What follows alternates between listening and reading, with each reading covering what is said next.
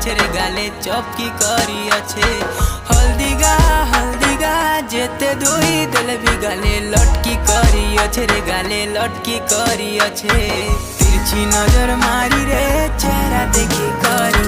तिरछी नजर मारी रे चेहरा देखी करी नहीं जा बोल खसी